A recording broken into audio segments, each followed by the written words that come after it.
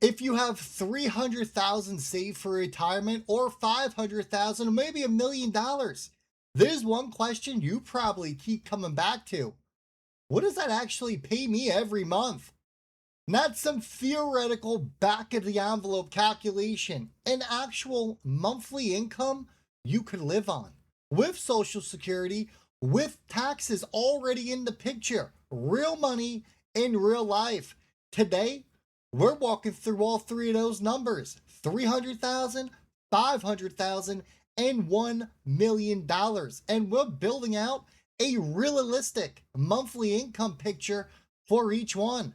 And by the end of this video, you'll know what each of these portfolios could actually support, where the trade-offs are, and what the biggest lever is that most people underestimate. My name is Rip. Welcome to Rip Talks Money. And as always, do me a favor, hit that little old like button. It's a brand new channel. I need all the likes I can get so YouTube pushes this out throughout their entire system. Now, before we get into the actual specifics, let me walk you through how I'm going to be structuring these examples here, because the assumptions matter. Now, for each portfolio size, I'm going to assume someone is retiring at 65. That's Medicare age, which takes health care off the table as a separate bridge calculation. I'm going to layer in a Social Security benefit that reflects the career earnings typical of someone who saved that amount. And I'm going to use a 4.5% withdrawal rate as a starting point. Now, that's slightly above the traditional 4% rule, but within range that the research supports for a 25 to 30-year retirement, especially with some flexibility built in. And one more thing before we start. The number your portfolio generates and the number you actually get to spend, they're different. Taxes exist, Medicare premium exists. I'm going to give you both what comes in and roughly what you keep. What I won't do is give you the doom and gloom version of the fantasy version. The realistic version, it's actually the most useful, and it might surprise you in both directions. So let's start with the $300,000 portfolio.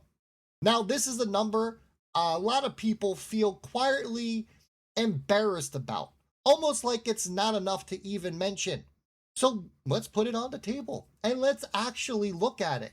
Now, at 4.5% for your withdrawal rate, 300K generates about $13,500 per year, or about $1,125 a month from your portfolio. Yes, that's a modest number on its own. But here's the piece that actually changes the picture entirely: Social Security. Because someone who saved 300,000 over a career, they got a moderate earning there, right? Let's say you're averaging around 55 to 65,000 per year.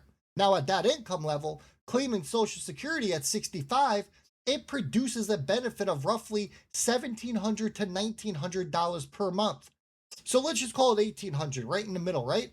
Now put those two together: 1,125 from the portfolio plus your 1,800 coming in from Social Security. Now that's about $2,925 a month in gross income, about $35,100 per year.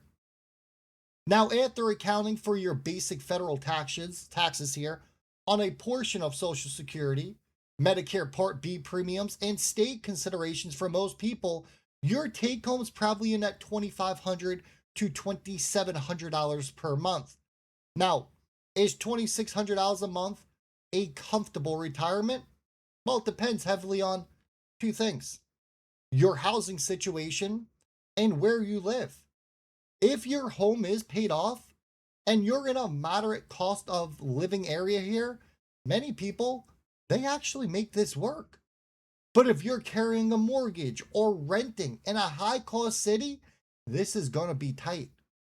Now, the retirement savings impact here: if you're at 300K right now and you're a few years from 65, every extra year of contributions and every year that you delay your Social Security, it meaningfully shifts this picture. Even going from $1,800 a month for your Social Security benefits to $2,200, that adds over $400 a month in income. Forever. Forever. That's a big difference right there. Now, let's look at the $500,000 portfolio, because this is where the math, it starts to feel noticeably different.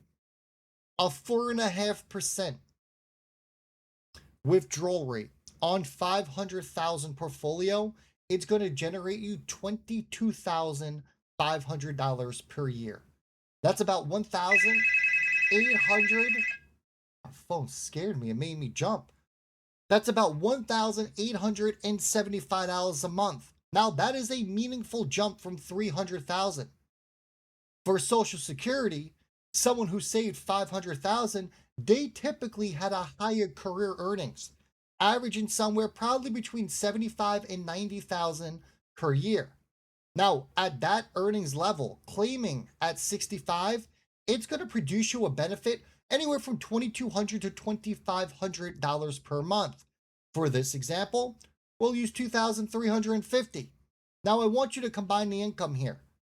$1,875 plus your $2,350, that's about $4,225 per month, or it's about $50,700 per year. Now, after taxes and Medicare, take home, realistically, you're probably looking at $3,700 to $3,900 a month. Now, that's a completely different retirement, right, than the last portfolio. $3,800 a month, you got some real breathing room. A paid off home, modest travel, or car payment you can handle. This is a retirement that works for a lot of people without a significant sacrifice. And here's something worth noting. Going from $300,000 to a $500,000 portfolio, it added about $750 per month in your portfolio income. But when you add in the Social Security bump from your higher career earnings, the entire picture, it goes up by about $1,000 a month. That's the leverage that's hidden in the math. Your portfolio and Social Security, they scale together, right? Not independently. Now, here's where it gets fun. $1 million. Now, at 4.5%, a $1 million portfolio, it's going to generate about $45,000 per year, about $3,750 a month just from your investment alone. Now, that's already a livable number before Social Security even enters this picture. Now, someone who built a $1 million portfolio, they typically averaged around $100,000 or more per year over a career. Now, with that earnings level, Social Security at 65, it's around $2,700 to $3,100 per month.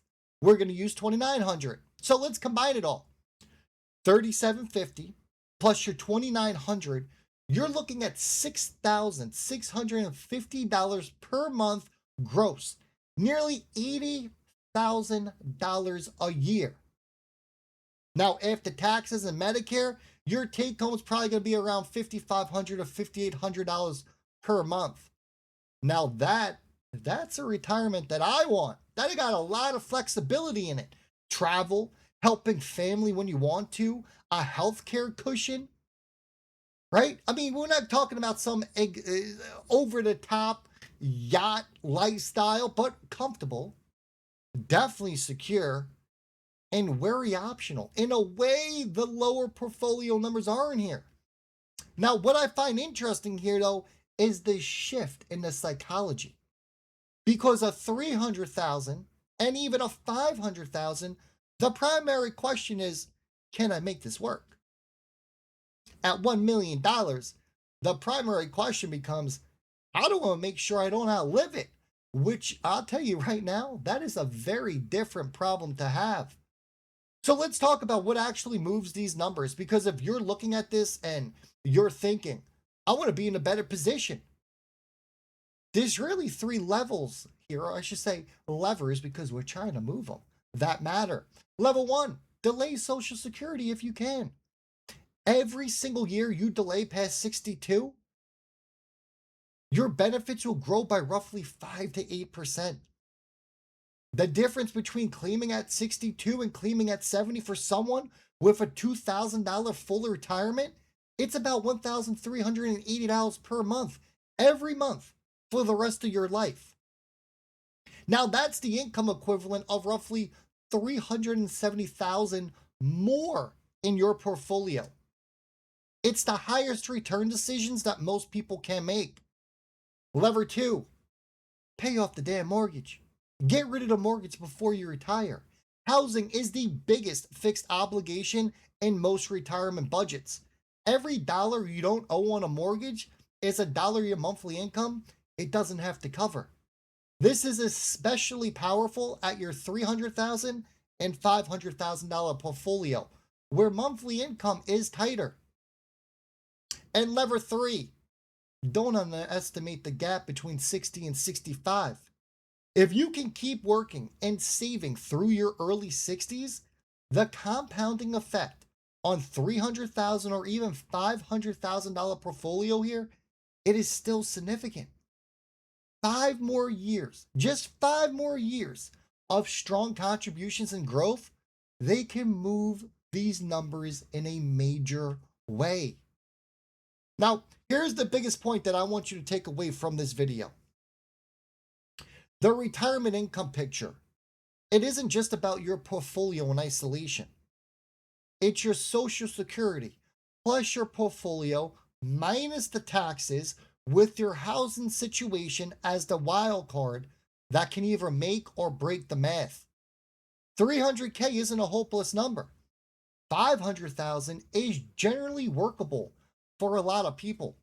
And $1 million, well, it gives you options that the lower numbers don't. But what moves the needle most isn't trying to hit some arbitrary big round number. It's understanding what specific levers in your situation are still available to pull. I hope this was helpful, and it was. I appreciate if you just do me a quick favor, hit that like button. We'll be back with another video here shortly. Make sure you drop a comment. Tell me which one of these 3 portfolio sizes is closest to where you are. I read all the comments. Subscribe so you don't miss the next one. I'm Rick, and guess what? I'll see all y'all on the next one.